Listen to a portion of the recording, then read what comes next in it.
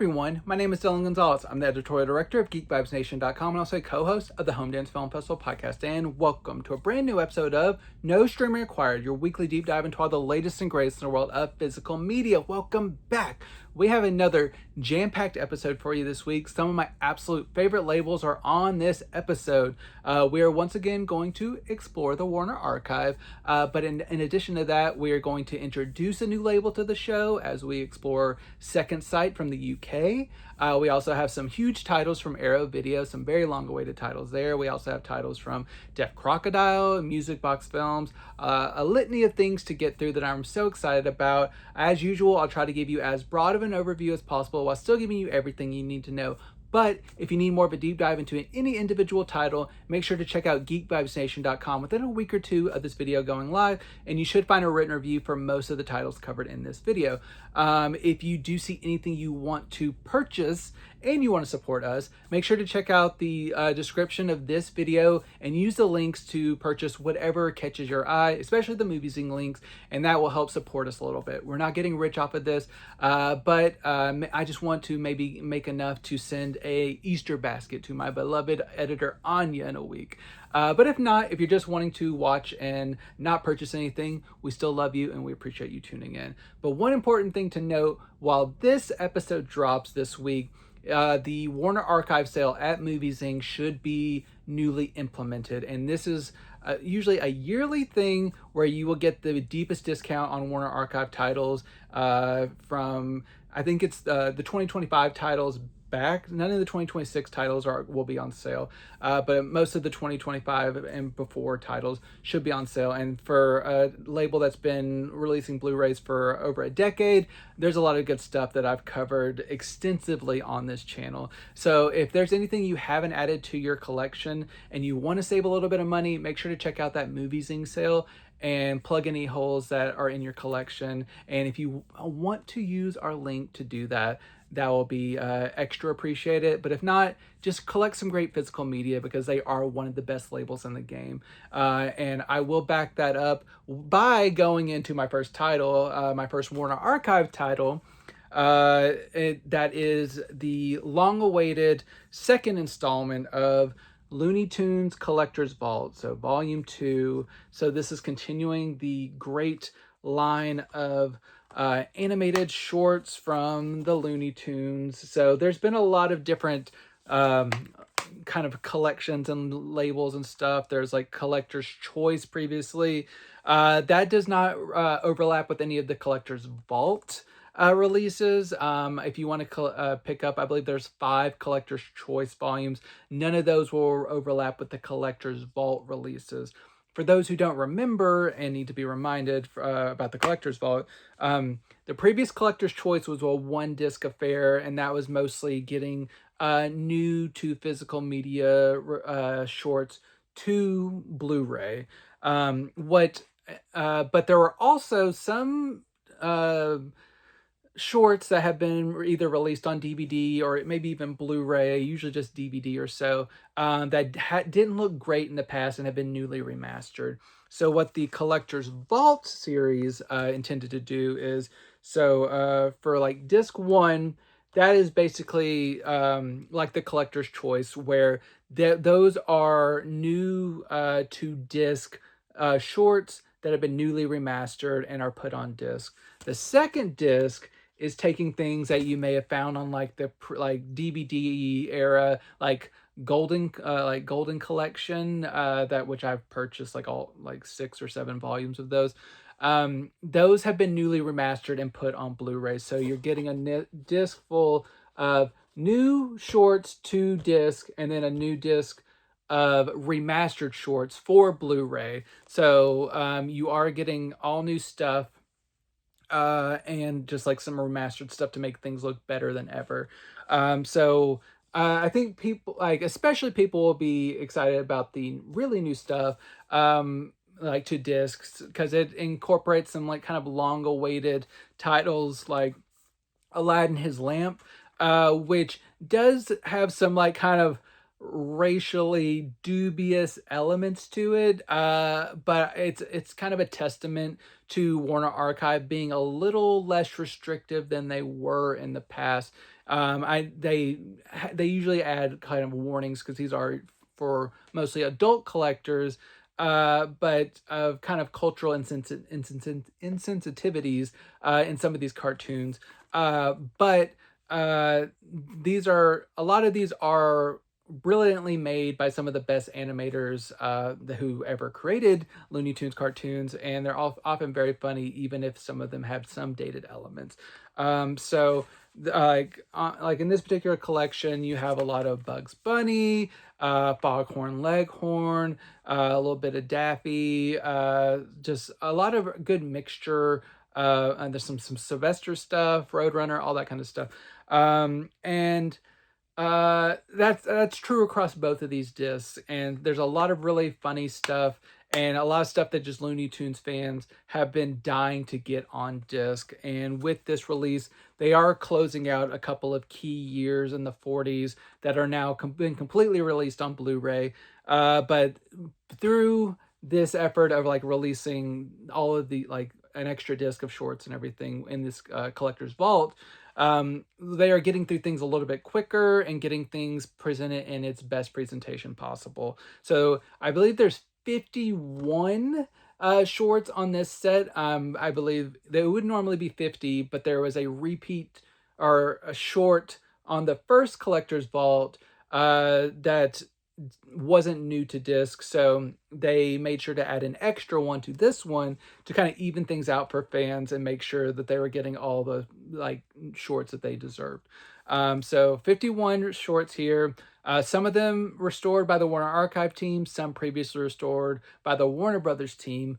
And you can tell a little bit of difference between the two because usually Warner Archive proper remasters their stuff with a little bit more care than the Warner Brothers team. But they don't look terrible. I think these shorts look pretty amazing, and I think most people will be very pleased with stuff. There's just a little bit more of kind of a smoothing, finessing with some of the Warner Brothers handled remasters. So maybe just a little bit less film grain that we may want. But in terms of like authenticity to kind of like the aspect ratios and the music and all that stuff, everything seems to be accurate to its source. And it looks pretty incredible. So if you're a fan of Looney Tunes, the Collector's Vault Volume 2 has tons of new stuff and new to disc and a whole disc of stuff that's newly remastered to look better than ever. So you can't really go wrong, especially given the price of these releases. But just keep supporting Looney Tunes because I want everything on disc. And as long as these keep selling well, I think we'll keep continuing to get these things remastered and restored better than anyone ever expected them to be. New for this particular release, we actually have some special features, including 5 commentary tracks from the DVD era that have been ported over.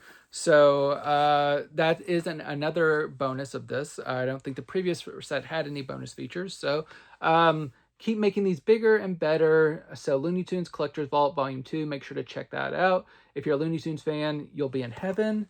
But that's not all for animation fans this month. We also have the Scooby's All-Star Laff-A-Lympics. This is the complete series of the Olympics-inspired Scooby-Doo series in which he gathers up a bunch of Hanna-Barbera characters to compete throughout these 24 episodes in kind of Olympics adjacent activities, like certain like pole vaulting and like scaling of certain things that you might not actually see in the Olympics, but it's the Hanna-Barbera take on like an Olympics game. It's a lot of fun. You get a lot of different like cross sections of characters. And got like Wally Gator here. You got a bunch of beloved characters. You get Snagglepuss as a announcer for the games. So many just like interesting characters. So these are usually they're each episode pretty much follows the same formula where you have 3 different kind of teams competing for the like gold, silver, and bronze. So you have the Scooby Doobies, the Yogi Yahooies, and the Really Rottens. And I don't think it's much of a spoiler to say the really rottens rarely get the win because they're usually up to some stuff in terms of like trying to cheat to win. But even if these kind of episodes, I wouldn't necessarily recommend binging them because they can be kind of the same. But they're still really fun, just maybe not meant to binge 24 episodes in like a weekend. But there's a lot of really, really great gags as you're incorporating different areas of the Hanna-Barbera universe into one series. It may not be like the most like classic like A+ series from the Hanna-Barbera universe, but it is still a lot of fun. And if you are a Hanna-Barbera fan, I think this is worth it, and you'll have a lot of fun. It's very appropriate to come out this year since we just got done with the Winter Olympics. So just seeing these beloved characters traversing the world and getting into like different silly scenarios, it's a lot of fun, and I really enjoyed myself. All 24 episodes spread across those 3 discs that I showed you. So plenty of room for episodes to breathe. These are half-hour episodes, so about 8 episodes per disc. And no compression artifacts. All the colors look beautiful. All of the transfers just look really, really nice. No line bleeds. Everything just looks very finessed and just what you want from a Blu-ray disc. All the sound also sounds great. No major buzzing or humming or anything like that. No major shortcomings. No, there is a special feature in terms of a new special, the Scooby-Doo Spooky Games that came out, I believe, in 2012. That is included as well. So this is kind of like an all-around package that I don't think they ever completed the Laff-A-Lympics for on DVD. So now that this has finally been able to be completed on Blu-ray, I think is a win for Hanna-Barbera fans, all in one package. And so this has been kind of hard to check out for a while, and to see it in such great quality is a win. So the Scooby's All-Star Laff-A-Lympics, make sure to check it out. Well worth your time if you're a fan of any of these characters.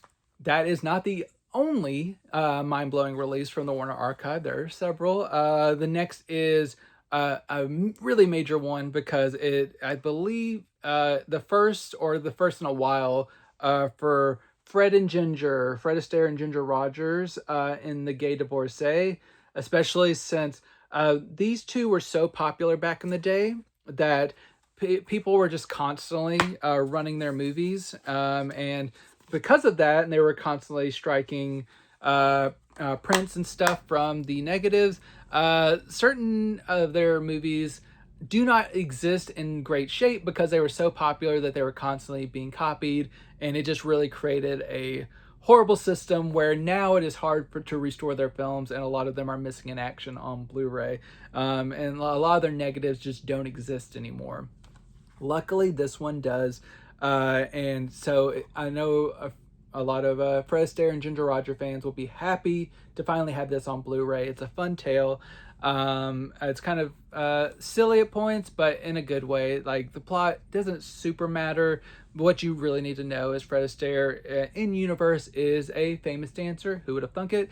And he he's on a ship, falls in love with Ginger Rogers' character, kind of makes a fool of himself, and he doesn't know her name, and he has to kind of track her down. Once he does, he doesn't really know she's already married, but in the process is trying to get a divorce, and there's all kinds of like misunderstandings and all kinds of stuff in here.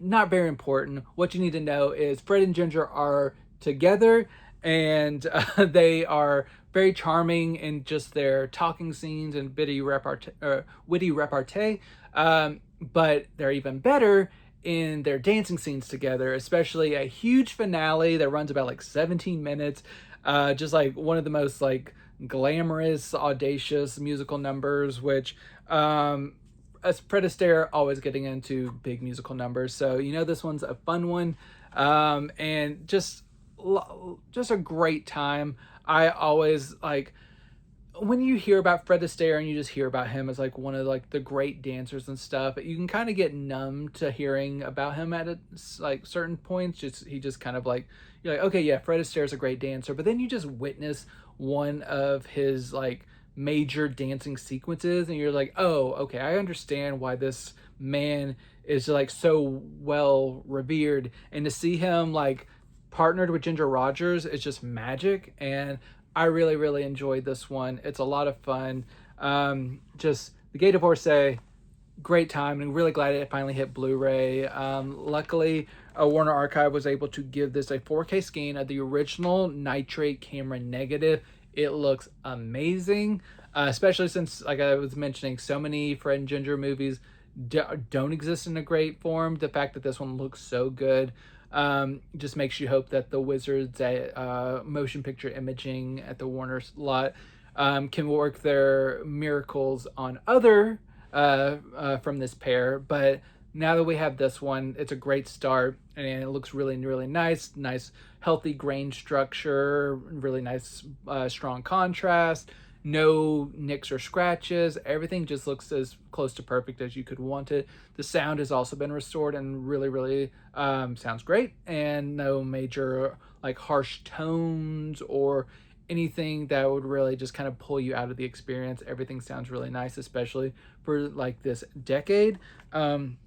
You also get some special features, including some shorts, some cartoons. Shorts include Art Trouble and Mask and Memories. The cartoons include I Like Mountain Music and Shake Your Powder Puff. You got some radio programs and it's a trailer. So really nicely well-rounded release. Awesome audiovisual presentation. Great special features. Two icons doing some amazing dancing.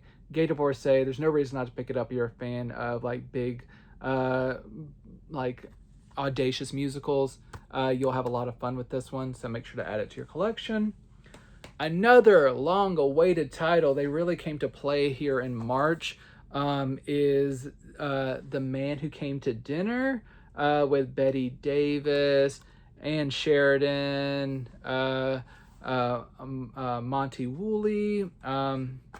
This one, I was a little disappointed that it didn't come out a few months earlier because it is a Christmas movie, but still had a good time revisiting this one. I saw it for the first time a few years back when it wasn't restored.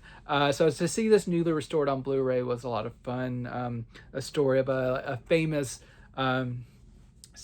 speaker who he's kind of like on a cross-country promotional tour. He's kind of in the middle of the country, I believe in Iowa, and Ohio, and he ends up injuring himself by slipping on ice on some steps, and of like kind of this kind of family who's planning on hosting a dinner for him, and he ends up threatening to sue them while he recovers. So he kind of makes himself, in order for him to agree not to sue them, they have to agree to let him kind of stay there and recuperate and basically have the run of the house. And he's a very insufferable person, and it kind of creates a lot of strife within the house as he kind of like wields his bombastic power over people who are, he's getting on their last nerves, but he has all the power. And there's also kind of a convoluted plots about his assistant played by Bette Davis and all kinds of stuff going on. But it ultimately leads up to like Christmas time dinners and events and like love stories, and kind of try to break apart lovers and all kinds of stuff. But it's a really fun, occasionally irritating movie just because he is like such a pill. But it's a really good time, and glad to finally have this on Blu-ray. Lots of hilarious moments. I like seeing Bette Davis in a lighter role. Like we recently got that on like The Bride Came COD. So seeing her once again in kind of more of a comedic role was fun for me. This one has been given another 4K scan of the original nitrate camera negative, and once again, looks fantastic. Really could not ask for better. No nicks or scratches. Warner Archives restorations are some of the best in the business. Also sound-wise, pretty much perfect. So everything you could want from a classic like this, you get it on this Blu-ray. You also get some special features, some featurettes, shorts, cartoons, radio programs, trailers. So the shorts include Glenn Gray and his Casa Loma Orchestra. The cartoons include The Wabbit Who Came to Supper. If you're been wanting The Man Who Came to Dinner, you are in luck. They did a really nice job from the Warner Archive. If you haven't seen it yet, check it out, especially if you like Betty Davis. Worth it for her alone, but the whole cast is great. And I will be talking about Ann Sheridan here again in just a second, because Ann Sheridan was well represented on Warner Archive this month. But The Man Who Came to Dinner, well worth checking out. Before we get to more Ann Sheridan, we have another classic pairing in Clark Gable and Lana Turner in Honky Tonk. This is a pretty entertaining melodrama in which Clark Gable plays kind of a lovable rascal. He's a guy who's a con man who's always getting into trouble until he finds himself in a little town in which he meets up with an old friend, acquaintance of sort, played by Frank Morgan from The Wizard of Oz fame. And he decides to kind of use his kind of con man abilities to kind of establish himself and kind of make himself more respectable in this town. So he ends up opening up kind of a saloon establishment, while still having that spirit of kind of taking advantage of some of the people around town, while still filling his own coffers and just making himself more legitimate than he has in some of his previous endeavors. But along the way, Frank Morgan's daughter, Lana Turner, who Clark Gable met earlier, he kind of tries to woo her and kind of becomes enchanted with her. So it's like a thing where he's trying to win over Lana Turner, but Frank Morgan is very disapproving as her father, who also has his own kind of like flaws and vices of the past of being a con man himself, which Lana Turner does not know. So a lot of like romantic and like drama, familial drama, town drama, with Clark Gable trying to like be respectable in a town in which he is taking advantage of a lot of people. There's a lot going on here, but Clark Gable uses his charm to get through it, and he does it very charismatically, and it's a lot of fun. But there are quite a few dramatic moments. I also liked Clark Gable's relationship with his friend, played by Chill Wills. So that was a good relationship dynamic.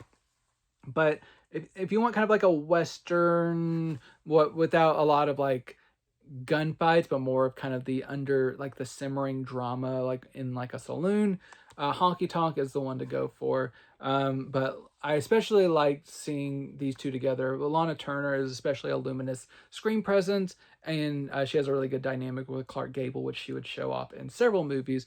But this one is especially good. Once again, a 4K scan of the original camera nitrate negative. Looks amazing. What more can I say about Warner Archive? They do amazing work, and everything looks really crisp, clear, organic. All the film grain is intact. Sound is solid as well. You can usually trust that if Warner Archive is going to put out something, that it's going to be of the utmost quality, and that is what is the case with Honky Tonk.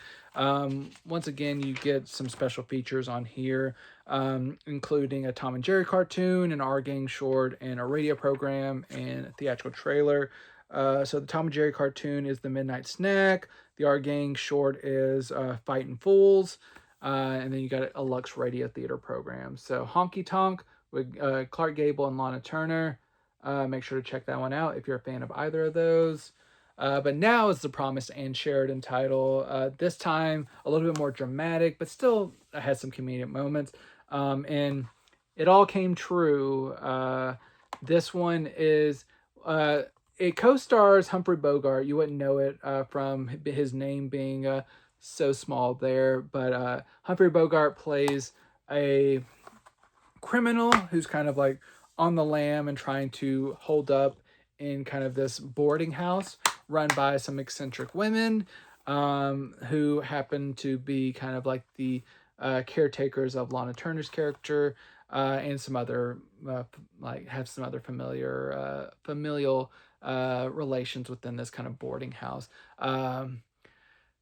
There's dramatic stuff in here. There's comedic stuff in here because like the boarding house, the women owe some back taxes, and like Humphrey Bogart is a criminal, but then it also gets into like a weird plot with him wanting like he kind of becomes charmed by the ladies and wants to help them out by opening up a nightclub in the boarding house. There's like song and dance numbers. There's like comedic, like kind of screwball comedy, but then there's also like more like heavy drama. It's a weird mixture of tones, but they pull it off surprisingly.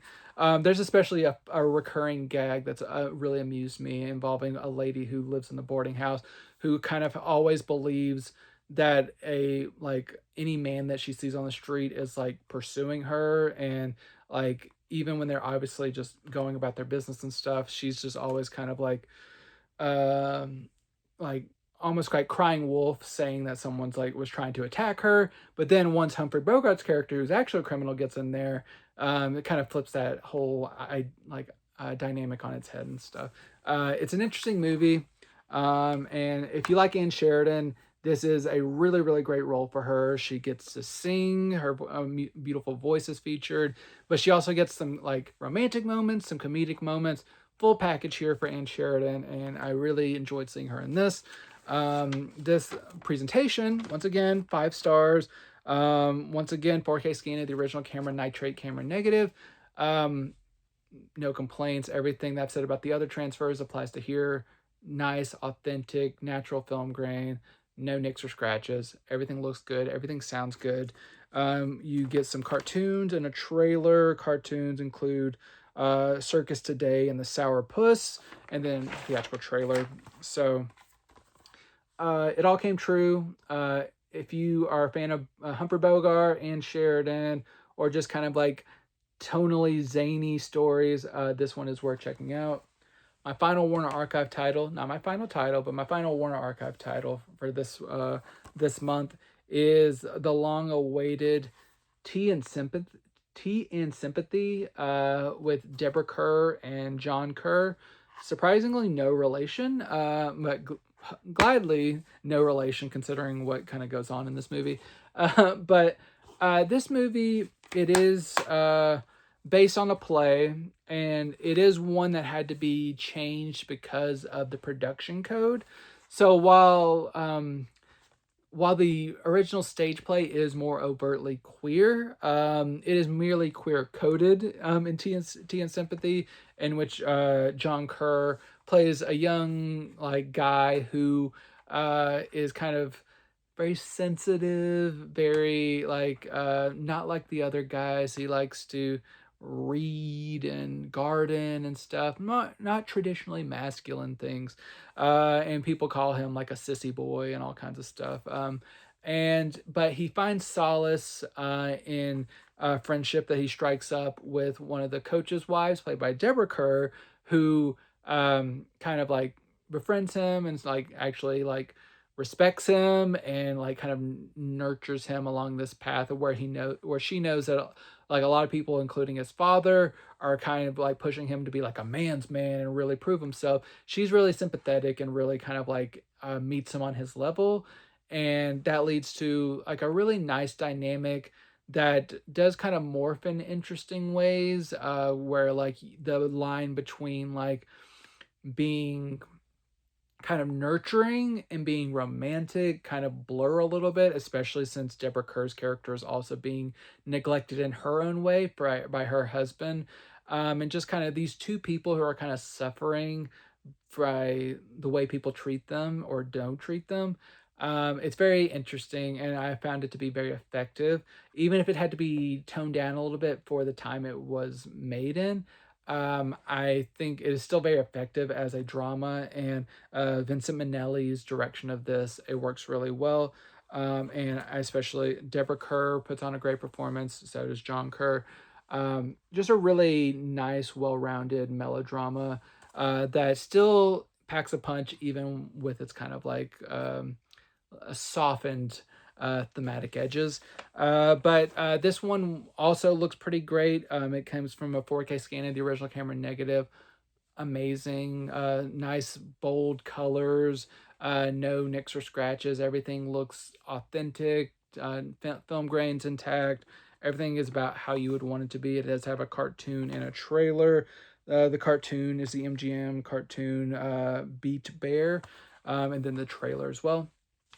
So, uh, really great melodrama. If it sounds interesting to you at all, make sure to check it out. Really great release from Warner Archive, long awaited, and it's worth the wait. TN Sympathy on Blu-ray. And as teased at the beginning of the show, it is a big week on No Streamer Required because we are debuting a new label to our show. Really happy to introduce Second Sight, and we're starting with the release of the Florida Project. Now, this is the deluxe edition, which I believe is in danger of selling out, or if not already sold out most places. So if you can find it and you want it, make sure to check it out.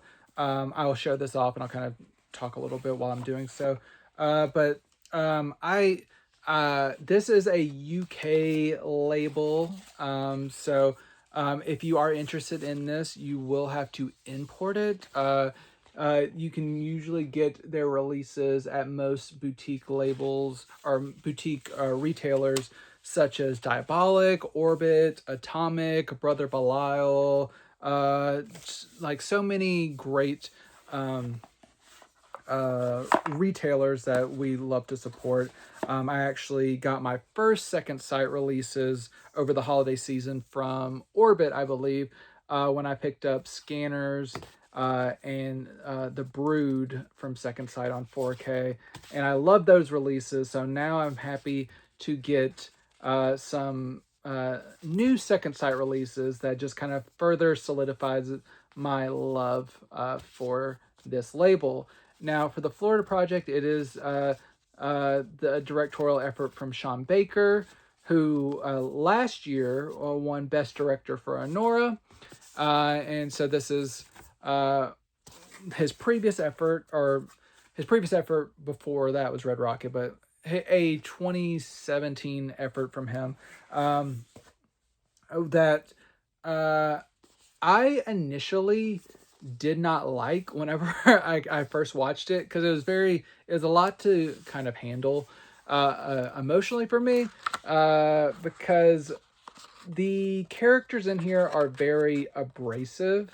It is about a young girl who lives with her kind of negligent mom in a Florida motel, and just kind of like this child running around with kind of reckless abandon, not really being parented in any real way.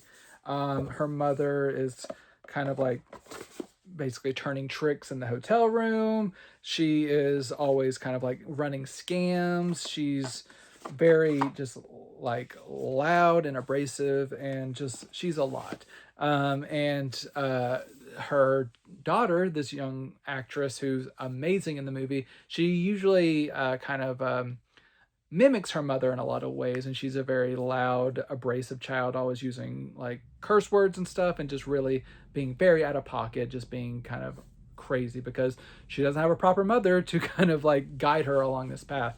And whenever I first watched this movie, like I said, it was a lot for me, because this mom in this movie really reminded me of some people that I know, unfortunately. So just seeing that on screen wasn't a very pleasant experience, but it has been about 8 years or so since I've watched this movie, and like I've grown some, and just like kind of my sensibilities, I kind of more knew what I was like in for this movie, and it really hit me a lot harder on this second viewing. Especially you have Willem Dafoe as the motel manager, who's really trying to help this young girl out how he can, but still while trying to like do his job and trying to just keep order in this kind of chaotic space that is right beside Disney World, and kind of the juxtaposition of like the happiest place on earth with this kind of decaying kind of like slice of just like poverty and downtrodden bad luck and everything. It's very stark, and it's very smartly directed and written and stuff by Sean Baker. And I can now further appreciate why he got so much praise whenever this came out, because now I would probably also kind of join in on this. So this is the back. Here's kind of a J card that goes along here. So this, I showed off the 3 discs here. There are 1 disc that is 4K, 2 that are Blu-ray disc. The Blu-ray disc are, 1 is for the feature with some of the supplemental features, and the other Blu-ray is just some of the other supplemental features that are included that could not be easily compressed onto 1 disc. The 4K disc has all of the special features. I should note that this is a UK outfit, so you need to have, well, technically, this is region B locked for the Blu-ray disc in here. 4K discs are region free, so if you have a 4K player, no worries, you can play the 4K disc just fine, and it has all the special features, so there's no worries. But if you want to play the Blu-ray copies, this is region B locked, but I did have I was able to work around without having to dig out my region free player by just doing the top menu trick on my Panasonic player. If you don't know about that, just Google it. I'm sure you can find it out. But it's basically just whenever you put in a disc that's not of your region and your player doesn't play it, try pressing the top menu button and it'll probably just pop up the menu. So that's a workaround, but the 4K is region free. But I just want people to be aware if they're trying to rely on the Blu-rays of this set, which there is a Blu-ray only version that's also available. Just be aware of that, that these are region B locked. So you either need a region free player or you need to hope that the top menu trick works so you can look at things easily. But this is, like I said, the deluxe edition that has that gorgeous book that I showed off, all those art cards, and both formats in one, the 4K and the Blu-ray disc. If you just want to just have only the 4K disc or only the Blu-ray disc, those are also available separately in more standard editions. That won't take up as much shelf space, but it also won't be as nice and lavish and stuff as this. So you'll be missing out on a lot of really great essays and all that kind of stuff in here. If you can even find it, like I said, this one has been out a couple of months. I'm just now getting it, but it might be hard to track down if you're wanting the deluxe edition. But if you just want the movie in a great like audiovisual presentation with a lot of special features, Second Sight is the way to go because there is no 4K disc domestically in the US, and Second Sight is one of the best in the world, I would say, in terms of their like encoding and just attention to quality. So this has been restored in 4K, remastered in 4K, approved by director Sean Baker, presented in Dolby Vision for this 4K presentation. It looks exceptional. The Florida locales in this are so built for like a certain like degree of vibrancy, juxtaposed with the kind of living situations of these characters, where everything should be so ideal, but it's not. But in Dolby Vision, it just looks incredible in 4K, and just like really nice crisp textures. No encoding problems because this is encoded by Fidelity and Motion, who are one of the best in the business. And just everything is natural, authentic. Everything is no banding or anything like that. Everything is amazing. 5.1 sounds really great and full, especially like there's a lot of there. This motel is close to a like helicopter tour pad, so you hear a lot of helicopters coming and going and stuff. Everything looks and sounds really great, audiovisual wise. In addition to that, tons of special features that you will not want to miss. So you have a 2 commentary tracks for this one, one from director Sean Baker and one from a film historian. You also get 13 new interviews, including ones with Sean Baker, Willem Dafoe, the kids, the woman who plays the mom, Bria, I believe her name is, and luckily she seems like a sweetheart in real life. So hearing like kind of that, like she did a really good job with this character because she seems like a good person in real life, and seeing Brooklyn Prince, the young girl who plays our lead, grown up was a real mindfuck for me and really made me feel ancient.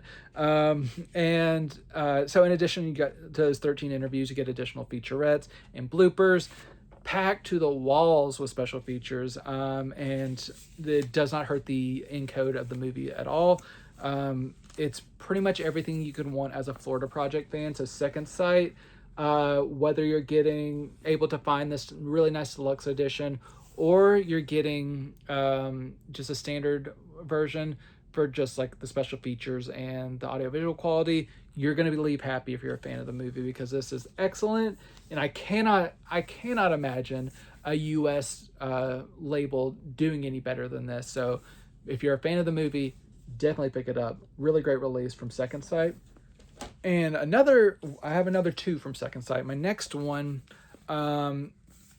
this is the Pusher trilogy from Nicholas Winding Refn, who my audience may best know as the director of Drive. But this is an early effort from him, going back to the 90s, going into the 2000s. This is the J card that is able to be removed from this deluxe edition of the Pusher trilogy. While I was able to get the deluxe edition of this, I should note that this is the Blu-ray version of a set that does have a 4K version available. So in that sense, it does hurt me a little bit that I was not able to get the 4K edition, but I was able to, because that 4K edition of the deluxe edition is sold out. But I was able to get the deluxe edition of the Blu-ray. So you kind of trade for packaging for audiovisual quality, but with how good these Blu-rays look, I'm not too pressed about it. All three movies, Pusher 1, 2, and 3, are presented here. And I'll show off these Blu-rays, which these have not received a US release. So once again, if you're wanting to have early Nicholas Winding Refn movies on 4K, you got to go overseas, which this did have apparently another 4K release overseas, but I do not have that to compare. But I do, from what I can tell, that one had a lot of compression issues that you will not find with Second Sight, because Second Sight did a really an amazing job. And here's the exclusive deluxe edition book here with tons of essays and photo reproductions and all that kind of good stuff. It's just amazing what they are able to put together packaging wise. But for the movies themselves, they are a gripping, great time. And you can see that Nicholas was a very talented filmmaker from the beginning, because these do fall kind of like drug pushers, drug criminals in the kind of underground drug world, in which the first movie, like the one in the 90s, you have two people who are kind of in the general drug business. One, I know his name is Kim something, who people may know best maybe from Killing Eve, but he's our main character. But you also have Mads Mikkelsen as like a secondary character, and this really kind of helped like more firmly establish Mads Mikkelsen as kind of like the actor that we know him as today. But like the trilogy starts with like a character kind of getting over his head as through the course over a couple of days and stuff, he owes some very important people money, and he has to kind of scramble to get that money, and gets increasingly more erratic, and just chaos ensues. And then the second movie focuses more on Mads Mikkelsen, and these movies kind of like tie together without being super explicit about it, especially as this picks up years later, and you kind of find out more about his character, and then you find out about a third character from the first movie more in the third movie. All these movies are really great in their own ways. I know different people have different favorites.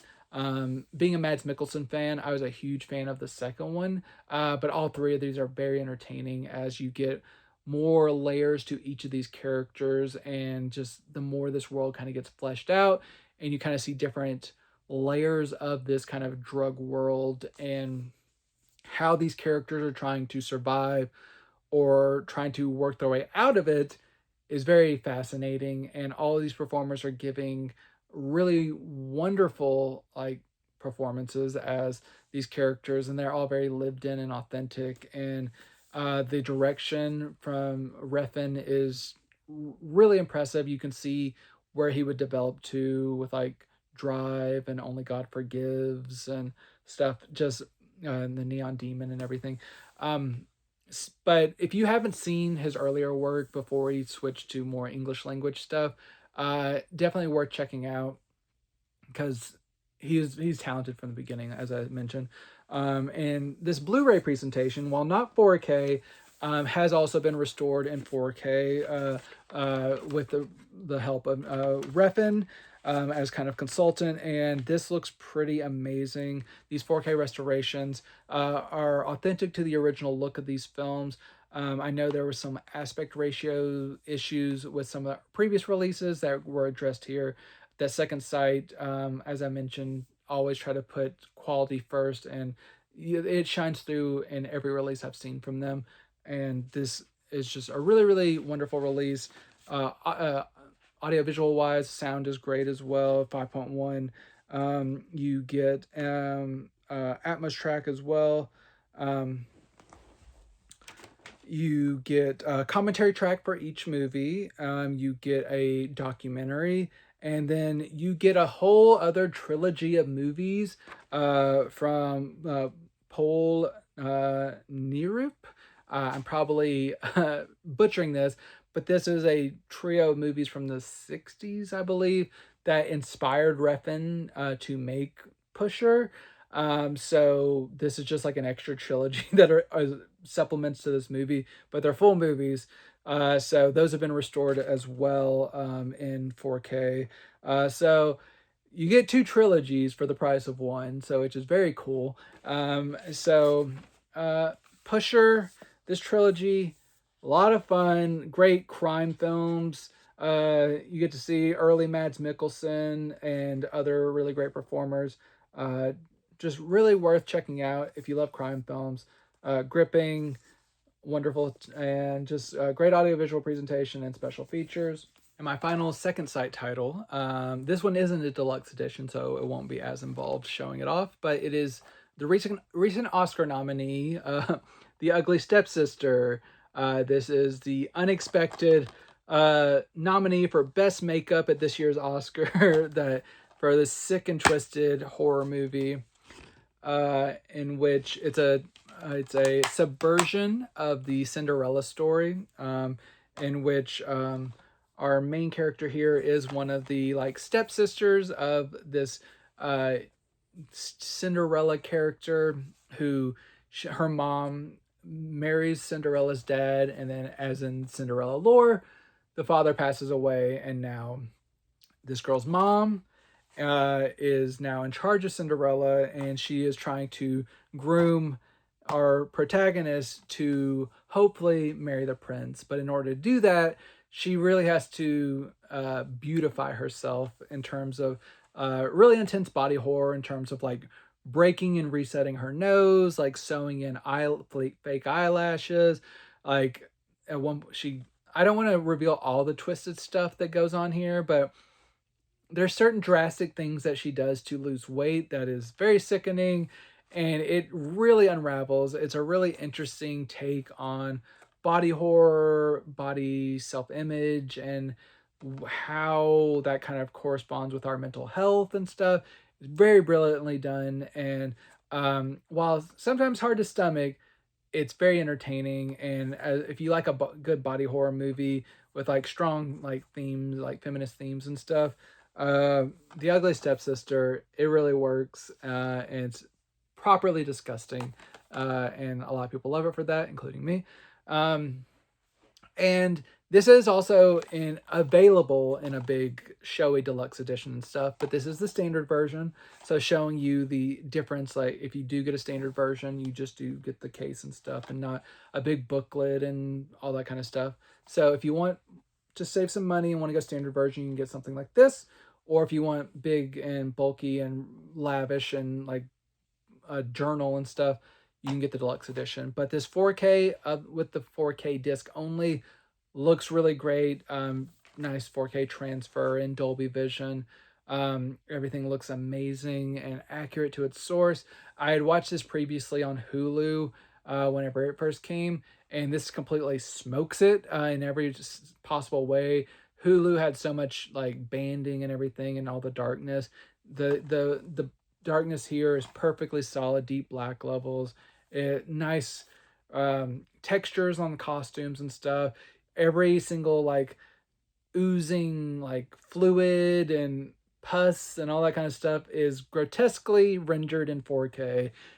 So if that's your thing, you'll be very pleased with this 4K presentation. Also, some great special features in terms of you get some commentary tracks. You get 2 commentary tracks, 4 interviews, featurettes, deleted scenes, a couple of short films. Really well-rounded release from Second Sight. Really killing it, and really making a splashy debut on No Streaming Required with 3 amazing releases. I cannot wait to get more from them. They just announced a couple, including the original Insomnia that I'm really excited to check out. And just check out Second Sight if you are open to importing your releases. You'll be opened up to a whole wide world of impeccable releases that you will not want to miss. But if you want to stay domestic for your unbeatable releases, you can check out another one of my favorite labels, and that is Deaf Crocodile, and their release of Dead Mountaineer's Hotel. And as I showed this one off, I do want to mention that Deaf Crocodile also, while this video comes up, is having their own sale that has both their standard editions and their deluxe editions like this on sale. Now, this particular title is not on sale, but a lot of their older stuff, which I've covered almost everything that Deaf Crocodile has ever released, is on sale. So their standard versions are just like these normal Skinovo cases. But if you are missing anything from the Deaf Crocodile catalog, you gotta participate in this sale, because the prices are pretty insane, and the titles themselves are just unbeatable and some of my favorites in my collection. But for this particular release, you might want to add this onto your order because Dead Mountaineer's Hotel, very fascinating movie about a investigator who kind of in like a Shining-esque take goes to a very snowy, remote hotel to do some investigating, and while he's there, weird things start to happen, and there's like a locked room mystery that happens when a body pops up that's like, how did this crime happen whenever things were all locked up? This is a nice deluxe edition exclusive booklet. So it's kind of on its face at first, kind of a standard like locked room mystery, especially whenever weather comes to play and everyone's kind of trapped inside this hotel. But there also gets elements of kind of surrealism and sci-fi. Not going to spoil anything, but things take some very bold turns in this that I found fascinating, and it makes me want to rewatch this almost immediately, but I have a lot to get to right now. But as soon as I can, I'll be rewatching this one because it was really fascinating and great. Once again, Deaf Crocodile just like saving films that I probably never would have heard of otherwise, but love them, love Dennis and Craig and everything they do with their restorations. And this movie begging to be discovered, just with its kind of weird, like unsettling qualities that, trust me, you just want to catch it. And speaking of Dennis and Craig, so Craig and his partners over helping him with this 4K restoration did an amazing job. There was a previous international release of this on Blu-ray that Deaf Crocodile looked at that master and was like, no, that will not do. So there was a whole new restoration for the Dead Mountaineer's Hotel, and they decided to give it a UHD pass for Dolby Vision and everything, so to release this on 4K properly. Like I said, in Dolby Vision, looks incredible. This movie is so full of like dark hallways and passages and stuff. you need something with the strongest, deepest black levels, and this is what you get with this presentation on 4K. You get so much like more like depth and quality of like the production design. There's a lot of really precise production design you do not want to miss. You don't want that swallowed up in shadows. And then the audio has also been really nicely preserved and presented. It looks really, or sounds really good. This is, and even with the 4K scan being from an inner positive, you would never know it wasn't from the original camera negative because it just looks so amazing in 4K in Dolby Vision. This has as usual, a commentary track, a video essay, a documentary excerpt from a longer documentary in which you get a little bit of a discussion about Dead Mountaineer's Hotel.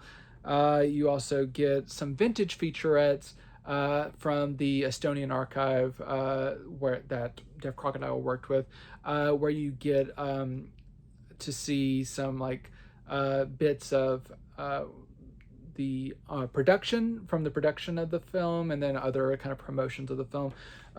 So lots of really great like new stuff and archival features unearthed for this release that is technically audiovisual wise like perfect, and then special features wise it's just like overflowing with interesting things. And then you get the awesome booklet if you do the deluxe edition with this really nice cover art that is incredible. So Dead Mountaineer's Hotel, Deaf Crocodile, always showing off in the realm of the boutique labels. They are one of my favorites for a reason, but they always do good work. And along with Second Sight, we're just talking about some of the best labels in the business right now, and you really can't go wrong with anything either of these labels put out. So Dead Mountaineer Hotel from Deaf Crocodile, make sure to check that one out. Next up from Music Box Films, we have the Zodiac Killer Project. This was initially debuted at Sundance a little over a year ago. And it is a documentary of sorts, which you hear the name Zodiac Killer Project and you're like, okay, it's a true crime documentary. No. Project is doing a lot of the heavy lifting on this one.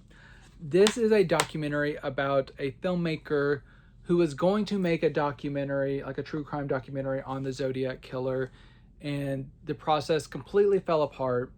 So he decided to make a documentary about the documentary he would have made if he had been able, or the movie he would have made if he would have made a film about the Zodiac Killer. So it's a very meta movie in which he's basically deconstructing true crime documentaries and stuff. So you have our director, I believe Charlie Shackleton, Charlie Shackleton, who is basically narrating the entire movie, in which he's like, okay, like I was going to make a movie about the Zodiac Killer, so here's where I would have put the like moody theme music and stuff, and like what that we usually hear, and like here's where I would have had a recreation and stuff.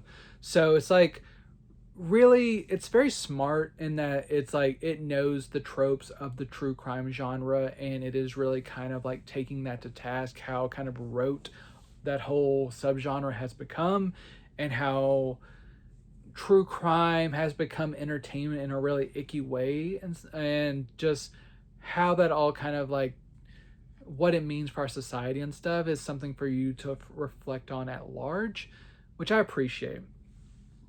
In the same breath, but I also have to say, this documentary and experience is also a little bit tedious, just because you do have a director who is just narrating for like an hour and a half about a movie that he never got to make. And the points he's making are smart in some respects. It is just also a little bit exhausting, I hate to say. And I watched this originally at Sundance over a year ago, and rewatching it, my feelings didn't change a whole lot. I still felt like there are things that are interesting in this. It's just not completely my vibe. And as a piece of art, I find value in it. It's just not particularly for me. So if you want a deconstruction of the true crime genre that is also a little dry, Uh, Zodiac Killer Project may be for you. It just wasn't particularly for me. But the Blu-ray release is good. It's technically transfers great for all that it's supposed to look with this kind of verite footage. It looks as good as it's supposed to look. Sounds similarly. Mostly you just have this narration. And then special features wise, you get an uncommentary track, which, since the main movie is mostly just the director talking over everything, it's just like you get the opposite of that. So that's a kind of funny little addition. You also get a Q&A, you get a featurette. So a nice, well-rounded assortment of special features. But if you're a true crime junkie, you might not love this. And if you are an anti true crime person, you're more likely to love this, but still might be a challenge. So approach with caution. There's things in here that are good, just not completely for me. So, but if you do like it, if you've seen it and you know you like it and you want to own it, really great presentation from Music Box Film. No complaints there. Going from a documentary to a found footage film, we have the horror effort, and warning that this cover art is pretty visceral. For Alliance Entertainment, we have Eli Roth presents Dream Eater. So this is kind of a collector's edition. And this is a found footage film that is about, at the beginning of the film, you hear kind of like a 911 call about a man who, like, in kind of a sleep state, kind of went crazy and hurt himself, and unbeknownst to him was doing just some wild stuff in his sleep. So the movie picks up slightly after this, a few weeks, and his girlfriend has been kind of asked to videotape everything, so they can report back to the doctor and try to figure out this whole sleep nightmare that this man's going through. So that's kind of the conceit of it. And the two go off to kind of a remote cabin to kind of get away from a lot of stimulus. And then things start to kind of unravel there as there's a lot of creepy sleep stuff going on, like just him getting up in the middle of the night and doing weird stuff. And this very patient woman trying to kind of like help him with his kind of sleep issues while trying also not to be hurt in the process. And then there's also kind of some supernatural stuff going on. And so as a found footage film, it's fine. I'm not a huge found footage fan. There are certain movies I like quite a bit, like Host I found very effective, and Unfriended I also really liked, like kind of like that Screen Life movies. But this, like, people kind of say like it's not as good as Paranormal Activity, which I don't particularly love Paranormal Activity. But the main thing I had issues with here is like the main character is really annoying. So that's kind of like a detriment to some of the things. His girlfriend, a little bit better. She's more kind of like natural, but both of these people kind of have an unnatural quality about them in their delivery, and they kind of feel like they're performing for the camera, so it doesn't feel as authentic. And then just kind of, if you are a found footage film, this breaks the illusion of the found footage angle quite a bit, just through use of like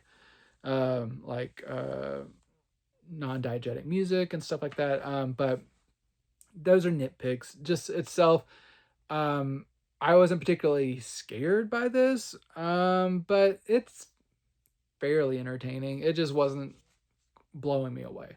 But it's fine. Just like, there are moments I found interesting, and I liked some of their banter as a couple, and there are some creepy things. I just wasn't terrified, and it's just a little bit hard for found footage films to really get me, but this one was fine. But I wouldn't run out to get this. If you try it and you want to check it out, this is a good Blu-ray presentation. found footage looks as good as it's supposed to look. Most of it looks pretty clear for the HD camera that they're using to shoot. But then you'll get kind of like scenes of like in the dark and like stumbling around and everything, and that's appropriately kind of iffy at points. You do get some nice special features on here, including a commentary track, a roundtable discussion with Eli Roth and the filmmakers and actors and stuff. And then you also get a gallery and trailers and stuff. So some nice additions to this for the supplements. If you're a horror freak and you want to try this out, it's a good release. Just not particularly my brand of horror that I love. I can see where there's some good stuff in here, but a little shaky from me. So Dream Eater, proceed with caution. Once again, that's 2 in a row. And let's make it 3. We're gonna end with a bang, trust me. From Giant Entertainment, we have the historical drama Dead to Rights. This was the China's Oscar submission to the Oscars this year. It did not get shortlisted or chosen, but I was interested in checking it out. I wanted to see what China was submitting and like what they were putting forth and whether I would have thought it was worthy of getting nominated. Do I think so? No. So there's a good reason I think it wasn't chosen. But I want to be sensitive about this because this is telling a story that is very harrowing and awful. And from a historical perspective, it is a wartime movie in which it's about like terrible massacres that happened in World War II in China on behalf of Japan, and just like the atrocities that the Japanese committed against the Chinese. And so that is awful. And I've seen like some people, whenever they're praising this, kind of calling it like China's Schindler's List. And I think the stuff that is being depicted is very important. And I think it is an awful tragedy what had happened. At the same point, I have to say that I think the way that it is told in Dead to Rights is not the best, maybe not the most appropriate way to be telling this, since this is coming from China and China is China. It is very nationalistic and to a point where it's distracting from the narrative, because it feels like it is trying to be like straightforward propaganda a lot of the times and trying to rally people behind kind of this like atrocity that was committed against the Chinese people and just remembering their history and stuff. But it's told in a way that is very kind of melodramatic and like very much heavy-handed in like how horrible the Japanese were. And like they, not saying they didn't do any of these things, but the way the cartoonishly evil ways they are depicted, and they try to really make you feel awful throughout this. So you'll have like hundreds of people being massacred like on a bank, which that's understandable, but at the same time you'll just have like a Japanese officer like spiking a baby into the ground. And it's just like the movie never lets up off the atrocities long enough to really get any kind, like it focuses more on that than it does the characters. So I think the balance is kind of out of whack in terms of like it seems like the directive of the movie is to just like villainize the Japanese and nothing else, and it kind of forgets to kind of tell a well-rounded narrative. And I understand the reasoning behind it, but I don't think that makes for a really great movie. And I think if you are not Chinese and you're watching this, it'll be more of an inconsistent experience than if you are Chinese and you're wanting to like really sit in this moment of like national tragedy and just all the things that are along with that. So a little bit of a mixed bag. There are definitely really good elements to this movie. I just think the way that it is structured and the characterization is a little bit lacking. And if they would have made it a little bit more nuanced and like given a little bit more character depth, and maybe less kind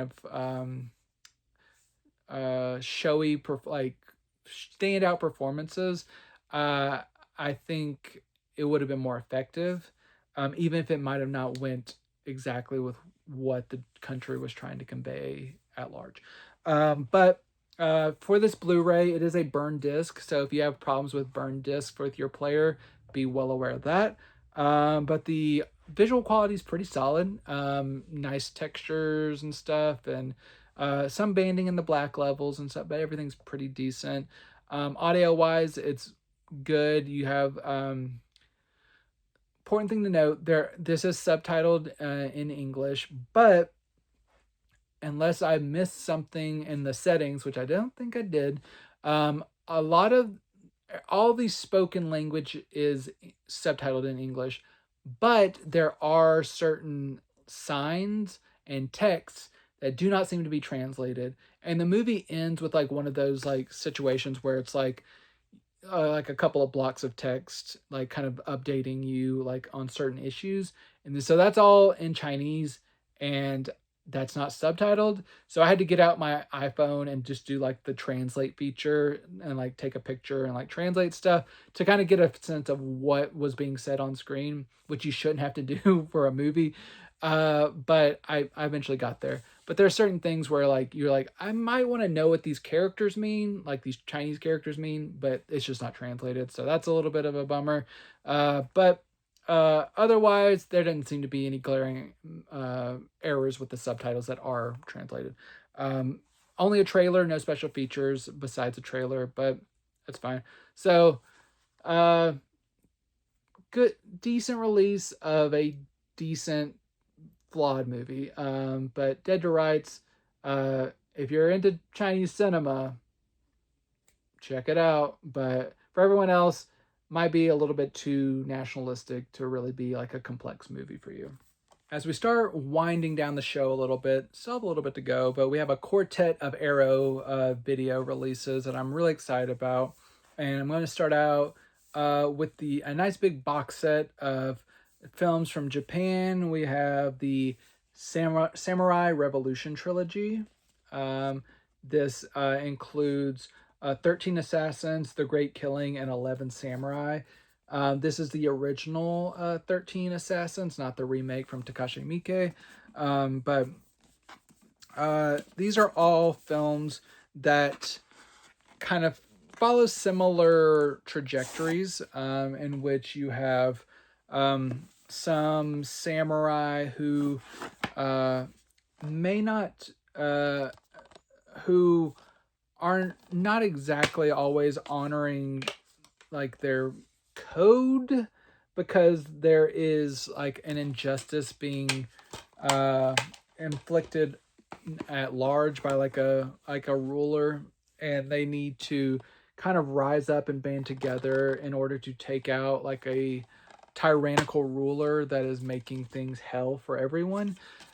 So you have a lot of like intrigue and action and like trying to get like justice for the people kind of situations. And it's a really fascinating subversion of what we usually get in terms of like the code of honor with like samurais. There's a lot of really great action sequences in these movies, and it's a lot more like kind of action packed than I've seen a lot of samurai movies. But that made it a really compelling watch. And all these movies are pretty entertaining, even if they are kind of a little bit samey. I thought they were all well done, and they all kind of depict things that kept me engaged. But I think, especially when coupled with like the booklet and the special features, just seeing how this subverts like samurai stuff and like talking about like the rebellious samurai kind of trope of trying to enact some kind of form of justice, I found was done really well and was really fascinating. And Glad to have all three of these movies in one box set. It was a really nice presentation from Arrow Video. These are HD masters provided by Toei that had additional work done on those masters by Arrow Video. These look quite nice in terms of like contrast. No like huge like nicks or scratches or anything like that. Everything seems to be put together quite well, and you also get some special features, including a commentary track for each movie, visual essays, and interviews on each disc.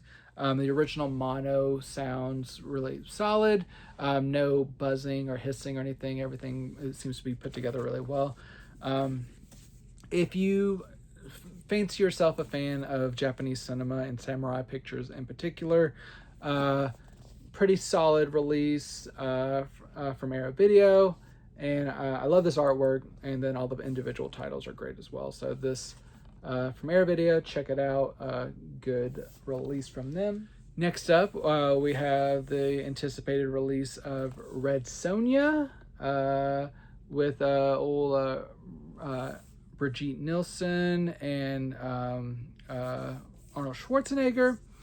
So not Arnold Schwarzenegger playing Conan the Barbarian, but a very similar type of character, in which Red Sonja is a young woman whose family has been killed by a evil ruler who she kind of vows to get her revenge and take her out. So it's just your classic revenge tale set in like kind of a sword and sorcery backdrop. Brigitte Nielsen being a badass, coming across different people during her travels. You get a very annoying little kid who's like a little ruler right here. And yeah, it's not high art by any means, and some of the things that happen are ridiculous. But if you know and love the genre and you're kind of like accepting of just kind of the tropes and stuff, like I think it's pretty well rendered, and you get like some good action sequences. Brigitte Nielsen, not the strongest actress, but she does what she needs to. She seems capable in this role in terms of like seeming like she could kick my ass for sure.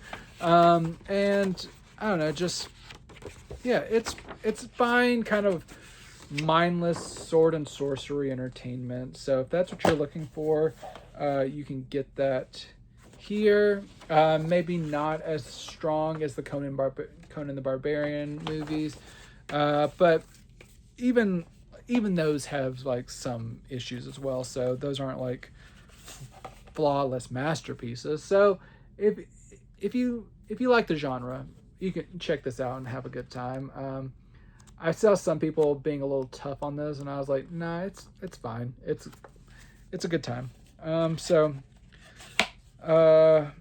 Not overly critical of this as a movie, and especially maybe it's because I like the technical presentation so much, because this looks amazing. This is from a 4K scan of the 35mm original camera negative.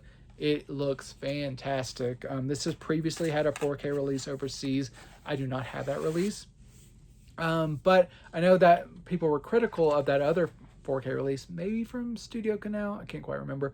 But that one had more of a yellow tint that I know people did not really like. Arrow Video did do some additional color grading fixes on here, and it looks a little bit more natural.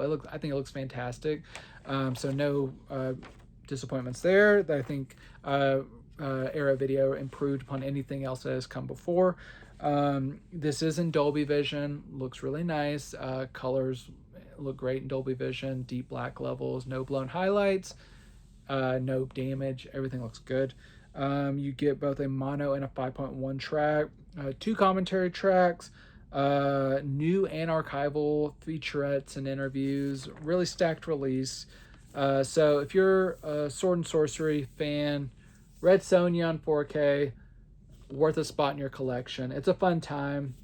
Not high art, but sometimes you don't want that. Sometimes you just want mindless fun, action, and this does it all in like under 90 minutes, so 89 minutes. So had fun with this one. You probably will too. Check out Red Sonja. All right, now going to a kind of more forgotten movie because it wasn't released for a couple of decades.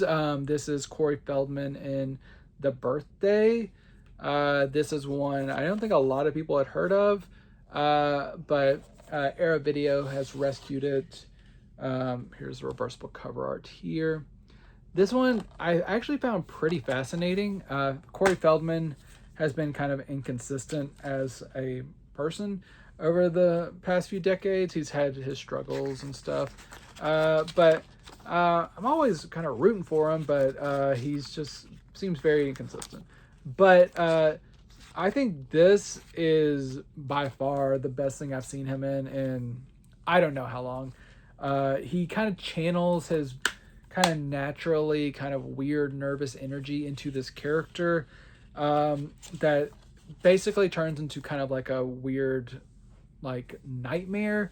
He plays a character who's in kind of a hotel for an event, like his girlfriend's parents' anniversary party, and he's planning on to propose to his girlfriend this night.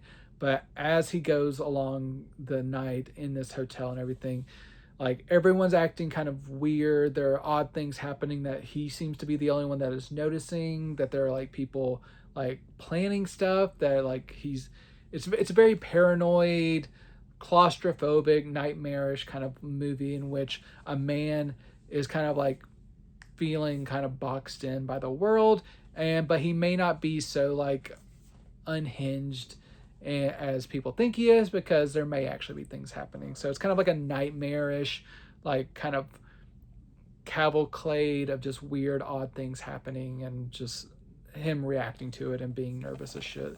But it's really cool. I liked it. I think it was a really inventive indie, and really worked. Like Corey Feldman is the name to get you into the door. Just like, oh, I know who that is, but there's actually a good amount of quality behind this, and I think it's a really fascinating movie.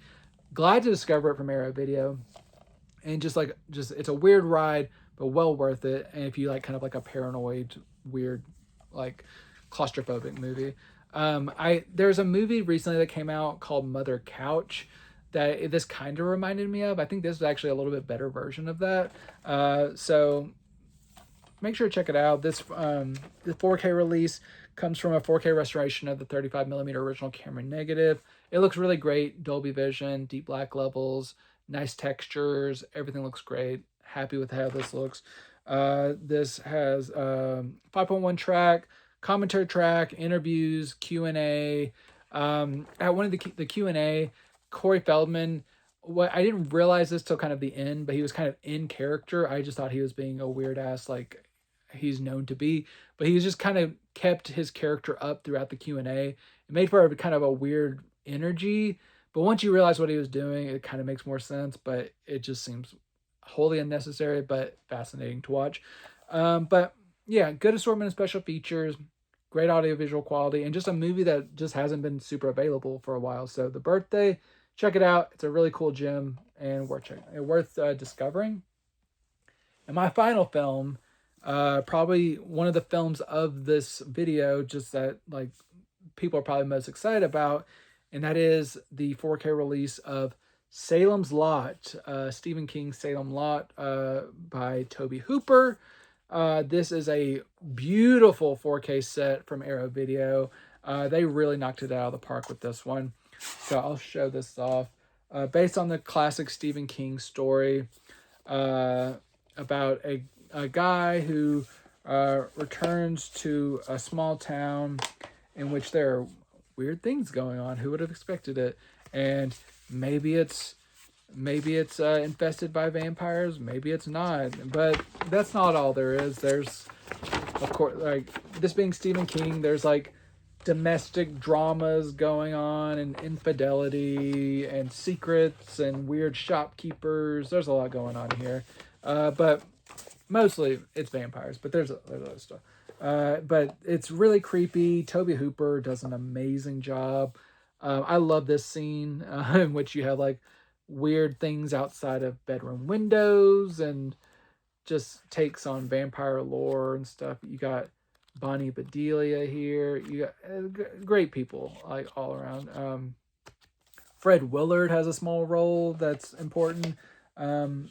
This is just a really creepy movie, originally made for TV and presented theatrically abroad in certain territories. So here's a little sticker or like little decal you get.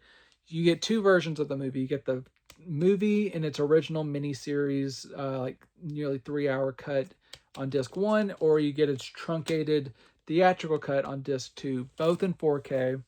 So the movie itself is fantastic in the miniseries. I do like the longer version more.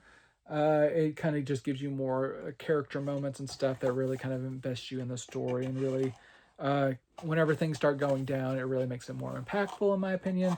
But having different versions is great. So for this, you get the TV cut of the movie. You get a 4K scan of the 35mm original camera negative. The theatrical cut is a 4K scan of the 35mm inter positive. Both are in Dolby Vision. Both look pretty much flawless. Really nice textures. Natural film grain has been retained. Fidelity and motion encode. Just deep black levels. Everything is just ideal. You get the original mono. Sounds good. I saw some reports from someone on a forum about sync issues, like things being out of sync. I did not experience that. Everything looked to be pretty lined up, in my opinion. So the miniseries cut can be viewed as the original 2-part, like with bumpers and like credits and stuff, or you can watch it as like an extended that plays through. You also have an option to watch with like this like extended gorier scene. You get 3 commentary tracks. You get 2 commentary tracks on the original cut and then 1 on the theatrical cut. You get tons of interviews, an appreciation piece, featurettes, trailers, galleries, packed with special features, which this did not have previously. Impeccable video quality, audio quality, great packaging for this limited edition. It's just everything you want from Arrow Video. They've really delivered the goods for this classic miniseries. I hope they do the miniseries like this, but now we got Salem's Lot. Great release. 5 stars. Love it from Arrow Video. They did an amazing job. That is my show. I've shown off a ton of things. Hopefully you found something that you're interested in. If so, let me know in the comments. I want to know what you're most interested in adding to your collection. I always love seeing what's connecting with people. If you want me to talk about something in the future, leave a comment and I will try to seek out whatever you want me to talk about and feature that on a future episode. Make sure to share this with anyone that you think should be into physical media or already loves physical media. I love new viewers, everyone who tunes in every week. I so appreciate you. If you do want to support the show, make sure to use the links in our description of this video for anything you might want to purchase, especially at MovieZing, which, as I mentioned, is currently has a Warner Archive sale. That is some of the best prices you will find all year for older Warner Archive titles. And if you use our link, it's very much appreciated. But we still love you either way. I love doing this for you every week. It is one of the best parts of my week. And thank you to all who tune in. I will be back again next week doing this once again. But until next time, enjoy these movies.